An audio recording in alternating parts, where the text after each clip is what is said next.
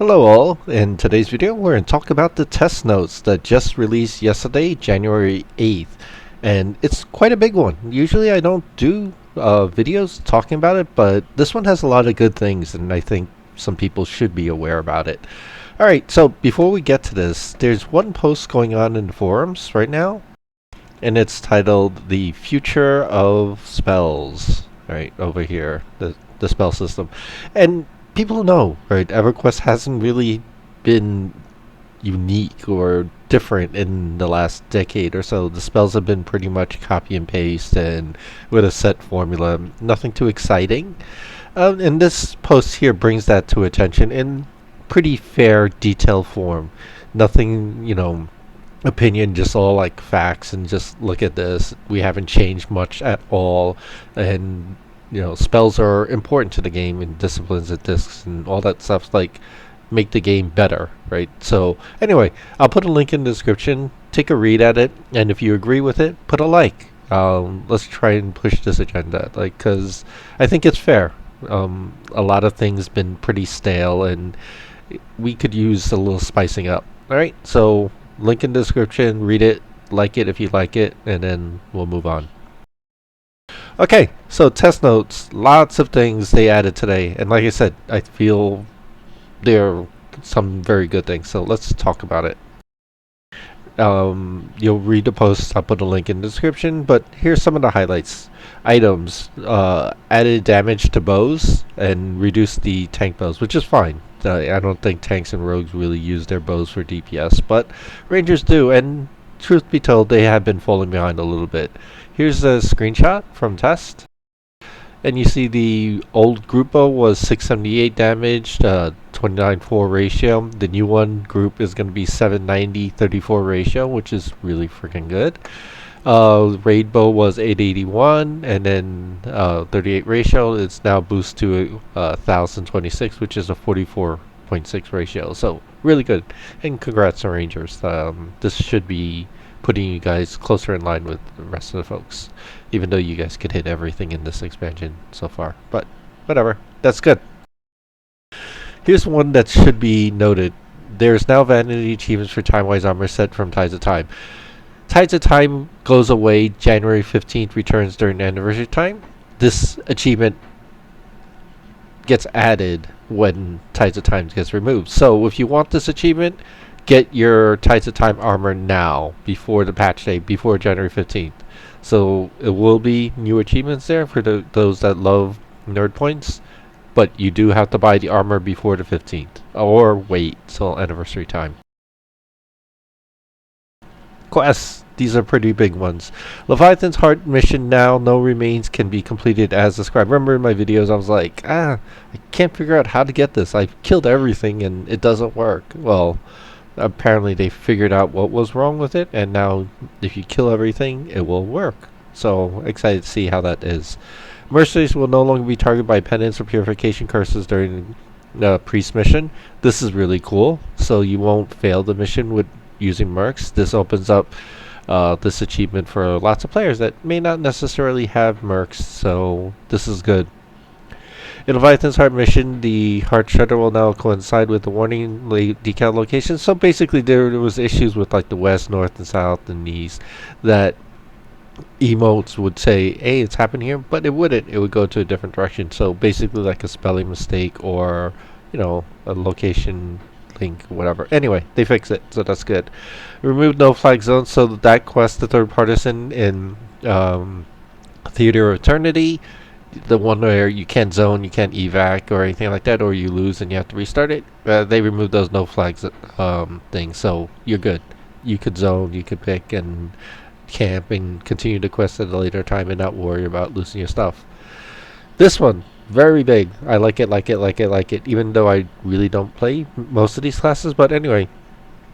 There are these type 3 augs that do reductions on certain disciplines. They just removed it. So if you're wearing those augs for these classes, Beast, Bard, Beastlord, Paladin, Ranger, for these spells, these reflective abilities, whatnot, just remove the type 3s after the patch and you'll be good. And I think they're gonna try to, don't hold me to this, but try to like remove all the type 3s, just add the damage bonuses base so that you don't have to buy them. It will save them dev time as well, so it's a good thing. So this is very positive step forward in getting rid of the stupid type 3s, which is nice. Mercenaries, add a 0 type, defy the Aureate. Basically, this is similar to the EOK one, where your mercenary won't get mana drained anymore. Yay! So this is again going to open up to a lot of group gamers that may not have healers available. So you load up 2-3 merc healers or whatever, whatever your group needs. But at least you're not going to go out of mana within like 5 minutes of the fight of the mission or whatever you guys are doing. So this is a good step.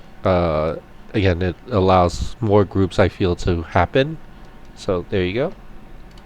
Berserker class. I'm pretty sure this means that Tavil's from Shadow Knight stuff is not going to conflict. Like, Brexy Howl's not going to override it. So, yay, Shadow Knights, your Tavil's should be better now. Alright, miscellaneous stuff.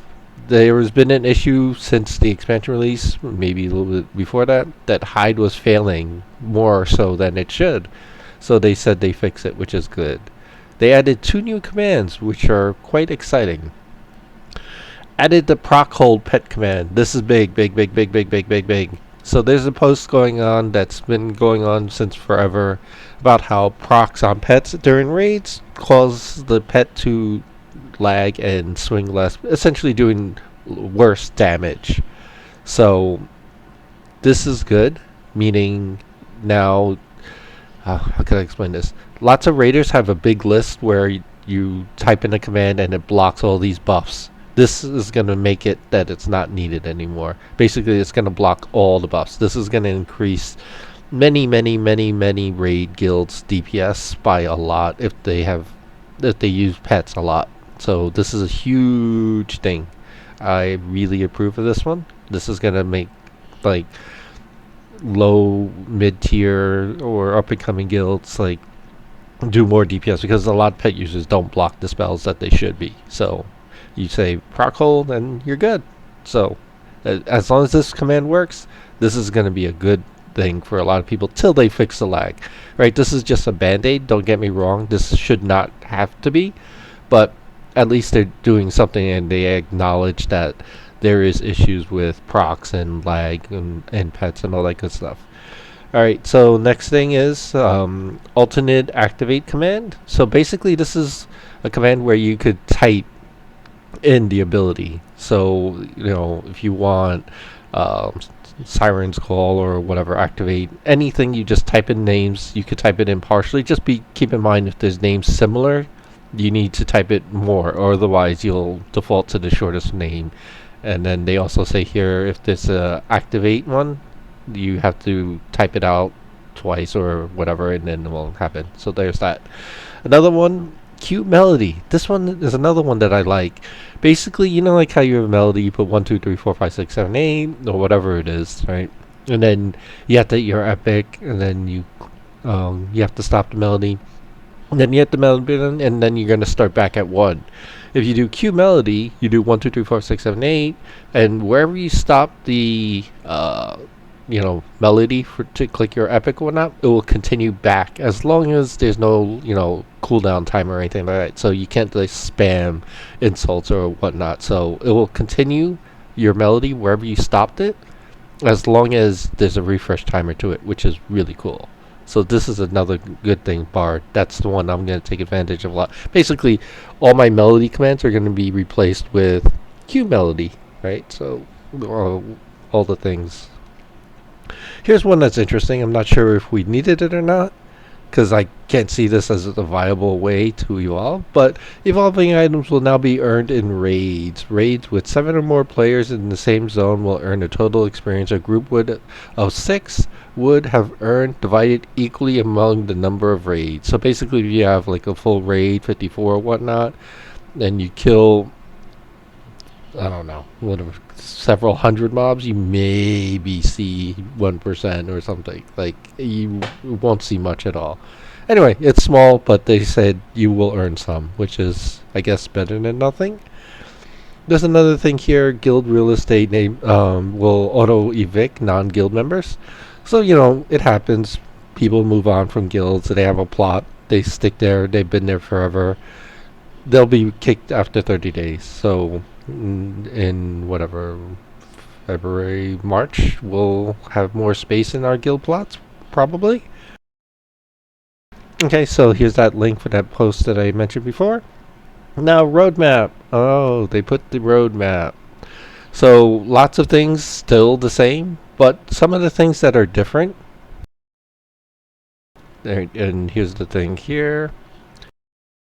In January, Tier 1 raids unlock. We know that. Erosi Day, Valentine's Day stuff, they say there's new content. I wouldn't expect much, meaning like there's probably some ornaments and some quests or possibly collects. Your typical holiday thing. Nothing huge. Something simple, just to give people something new to do. And these aren't bad. I mean, it's something good, and it's not like overpowering. Doesn't make the people power up, so you do it for fun. February, the only thing I saw that's interesting is T2 unlocks, March T2 3 unlocks, 26th anniversary. Obviously, we're going to get something new. Hopefully, right? We should. Bristlebane Day, they said there's something new coming out for that, so we'll see. April, Tempest Fest, they say we're going to get something new. May, they'll announce a progression server. July, they say server merge. So typically, this is where they merge like the dead TLP stuff together, or with live servers, that low pop live servers. So we'll see what happens if they do anything there in July. August, they say Stone Cold will get new content. They'll do something there. October, they'll announce the 30-second expansion, data pre-order, all that good stuff there. November, Champions Festival, they say we're going to get something new there. Then the extra life stuff, which is really always great. December, new expansion launch, and then for Frostfell, they say we are going to get some new content. So there's 6 new contents coming out next year, which is kind of interesting. Obviously the new raids, and we'll see. Anyway, so like I said, just a video just to talk about some of the things that I feel are relevant that people should know about. Big commands are the proc hold, the Q melody, and the merc stuff. All those things, I think these are all really good. The type 3 things. Good job, team. I think these are good. There are still things missing, don't get me wrong, that, from launch that they are well aware of. Maybe they just didn't put it in the test notes, like the damage log and things like that. But we'll see. Anyway, thanks, folks, and I'll see you around. Bye-bye.